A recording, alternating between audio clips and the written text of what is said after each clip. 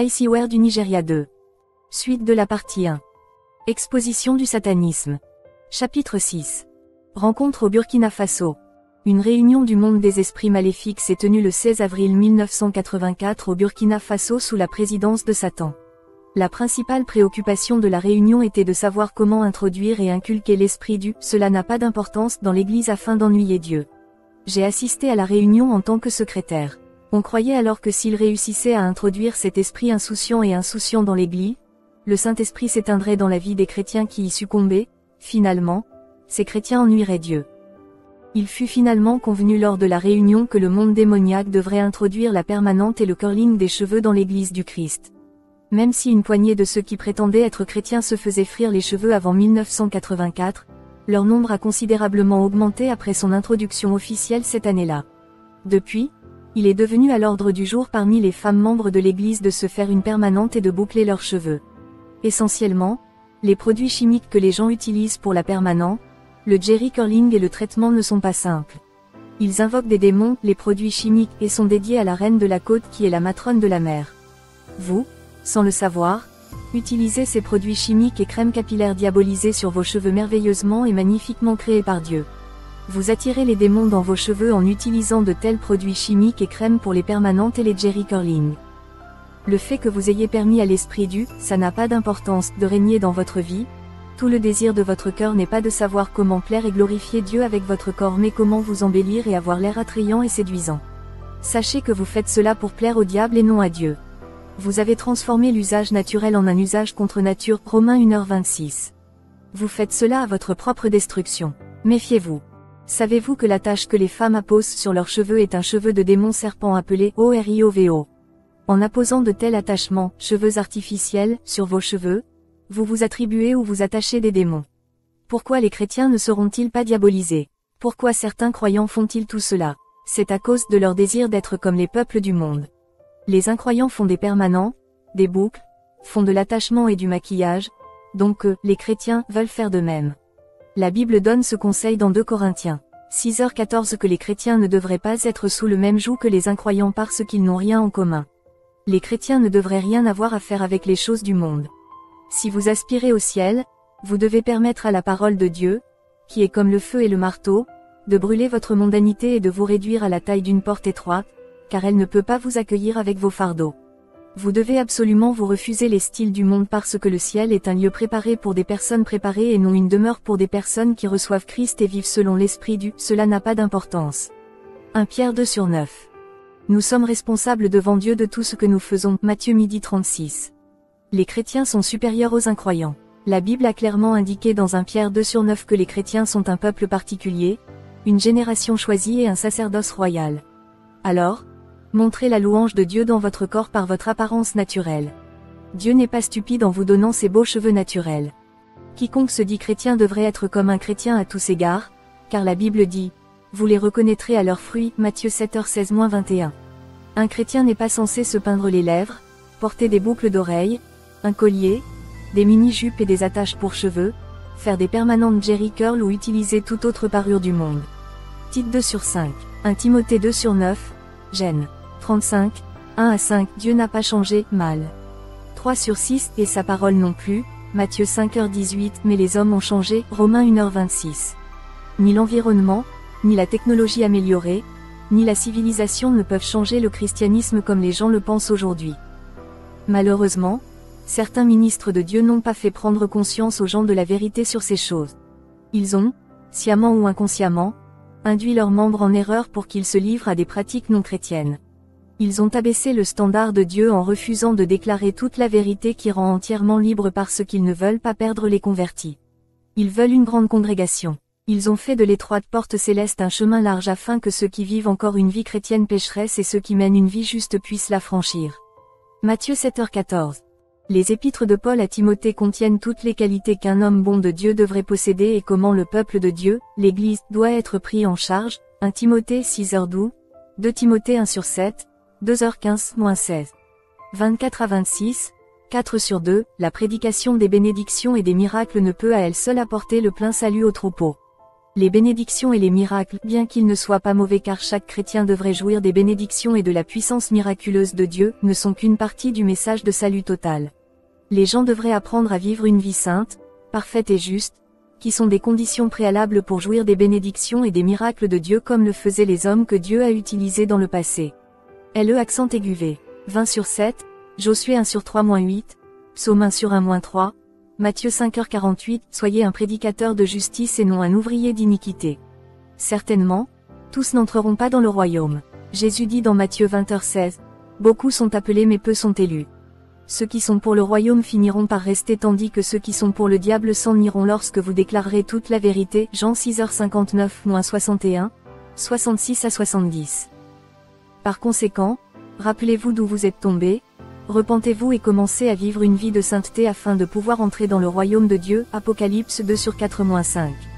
Si vous ne vous repentez pas de l'esprit du, cela n'a pas d'importance, vous n'entrerez pas dans le royaume de Dieu. Moyen d'éteindre le feu du Saint-Esprit. Le diable a imaginé de nombreux moyens pour éteindre le feu du Saint-Esprit. Plus il s'efforce d'éteindre le feu du Saint-Esprit, plus il s'allume. Amen. Il y avait une église en Australie, une église pentecôtiste, qui causait une grande terreur dans le monde des ténèbres. Le diable a fait divers efforts pour éteindre le feu du Saint-Esprit, mais n'a pas réussi. Satan a finalement décidé de m'envoyer continuer le travail au sein de l'église australienne. Avant de me lancer dans ce voyage destructeur, j'ai bu beaucoup de sang pour pouvoir voler. Les agents sataniques qui mènent des opérations lointaines ne prennent pas de véhicule à moteur car cela leur ferait perdre du temps. Ils se transforment simplement en brise pour pouvoir arriver là où ils vont en quelques minutes. J'ai bu beaucoup de sang, je me suis transformé en brise et je suis parti pour l'Australie mais je n'ai jamais su qu'un chrétien prier et lier les démons dans les airs au nom de Jésus. L'effet de cette prière et de cette liaison m'a fait rester suspendu en l'air, lié au nom de Jésus. La Bible dit dans Matthieu chapitre 16, verset 19, « Et je te donnerai les clés du royaume des cieux, et tout ce que tu lieras sur la terre sera lié dans le ciel, et tout ce que tu délieras sur la terre sera délié dans le ciel. » Point. Ne plaisantez pas avec le nom de Jésus, cela vous blessera si vous êtes diabolisé et si vous essayez de blesser les chrétiens. Comme les démons ignoraient ce qui se passait, ils ont commencé à téléphoner du monde des esprits en Australie pour savoir si une opération avait été réussie, mais ils n'ont pas pu obtenir de retour de ma part. Le nom de l'homme juste m'avait retenu dans les airs et il y avait donc confusion et incertitude dans le monde des ténèbres quant à ce qui m'était arrivé. Après 3 jours, j'ai été de nouveau relâché et je suis retourné dans le monde des esprits. Lorsque les démons m'ont demandé ce qui s'était passé en Australie, je leur ai dit tranquillement que j'étais lié par le nom de l'homme juste.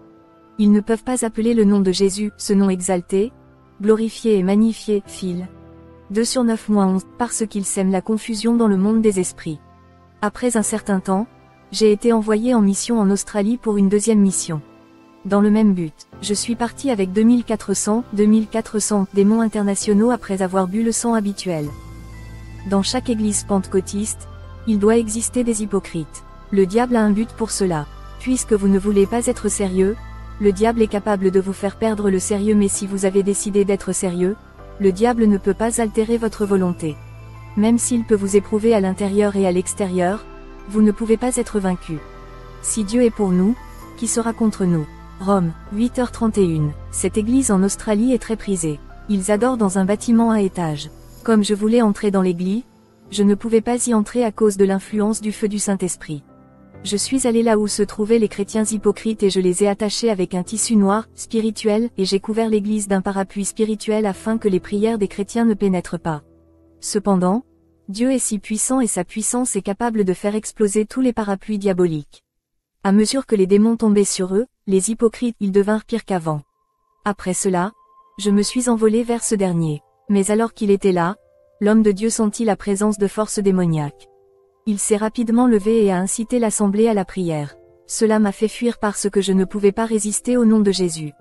Amen. Après la fin de leur prière, je suis revenu et j'essayais d'attacher l'homme de Dieu avec un tissu noir, mais quand il a mentionné ce nom immuable et autoritaire de Jésus, j'ai été forcé, par ce nom, de tomber comme un arbre iroko. En conséquence, j'ai eu une blessure hémorragique à l'estomac.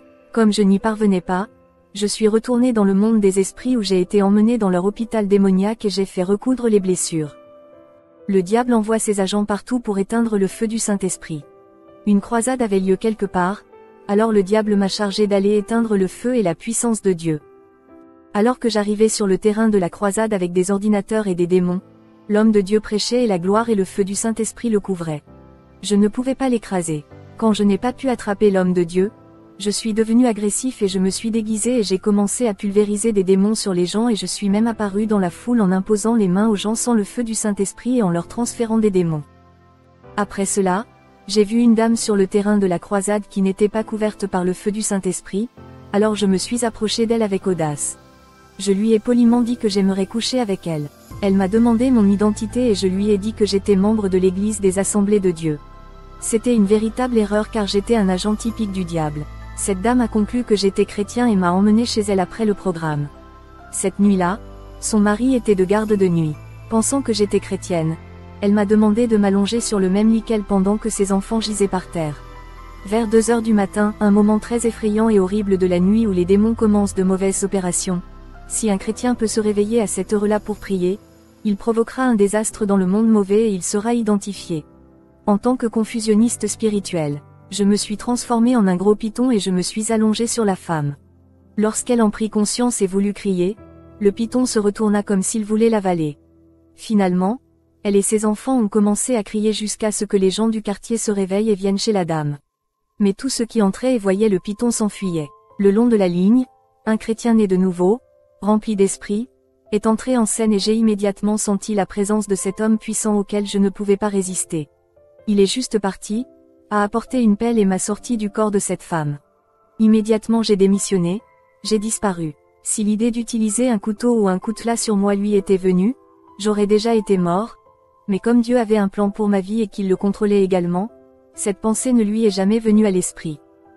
De nombreux agents du diable étaient morts sous des formes modifiées. L'un de ces agents s'est transformé en rat avec pour mission d'empoisonner la soupe d'un chrétien né de nouveau afin qu'elle puisse mourir après avoir mangé cette nourriture le matin, mais il y avait un piège dans la cuisine qui l'a retenu et l'a tué. L'humain s'est transformé en rat. Spirituellement et physiquement, les agents sataniques se tournent vers des choses comme les serpents, les rats, les cafards, les moustiques et bien d'autres choses. Si vous voyez une telle créature dans votre maison, aspergez-la simplement du sang de Jésus et tuez-la. Il mourra sûrement.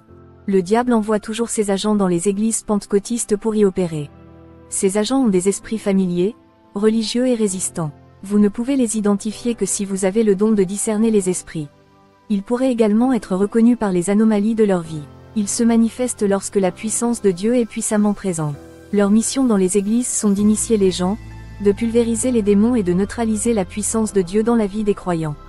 Quand l'homme de Dieu prêche, il le charme, mais parce que la puissance de l'homme de Dieu surpasse leur puissance, ils ne peuvent pas gagner. 1 Jean 4:4 dit, « Vous êtes de Dieu, petits enfants, et vous les avez vaincus, car celui qui est en vous est plus grand que celui qui est dans le monde. » Si un appel à l'autel est fait par l'homme de Dieu, les agents du diable viennent également à l'autel mais résisteraient au nom de Jésus pendant le temps de prière en raison de l'esprit de résistance qu'ils ont jusqu'à la fin des prières. Ils commencent leur mission alléchante au moment de serrer la main des nouveaux convertis. Si l'homme de Dieu n'est pas assez puissant, le peu de pouvoir en lui peut être éteint lorsqu'il serre la main de l'agent de Satan, mais si l'homme de Dieu est très puissant, le pouvoir en l'homme de Dieu s'infiltrera en lui ou elle, l'agent satanique, provoquant ainsi l'effondrement du pouvoir démoniaque. Dans le monde des esprits, cet agent serait rétrogradé parce qu'il a enfreint la loi. Un agent du diable n'est pas qualifié pour ébranler un homme puissant de Dieu. Après cela, les agents, cherchaient dans l'église les frères qui sont très fervents d'esprit afin de les persuader, les frères, d'obtenir leurs adresses afin de pouvoir les retracer jusqu'à leur lieu de résidence. Il s'agit d'atteindre un objectif, éteindre le feu et la puissance de Dieu chez ses frères. Leurs noms sont transportés dans le monde des esprits où ils sont écrits. Par la suite, ils surveilleront toutes les activités de leur vie à travers un télescope grâce au pouvoir qu'ils possèdent. Ils leur rendraient également visite, apportant des cadeaux coûteux, faisant semblant de les aimer tellement. Juste parce qu'ils ont maintenant leur propriété avec eux, ils doivent les payer et le paiement est que la puissance de Dieu doit les quitter. Il y a un avertissement pour vous dans le livre de l'Exode, chapitre 23, verset 8, « Et tu n'accepteras aucun don, car le don aveugle le sage et pervertit les paroles des justes. » Vous pourriez commencer à dire, « Quelle merveilleuse sœur est celle qui manifeste cet amour agape, l'amour qui donne. » Au fur et à mesure que l'intimité se développe avec n'importe quel agent du diable, il y a toute tendance à ce que la puissance de Dieu vous quitte un jour.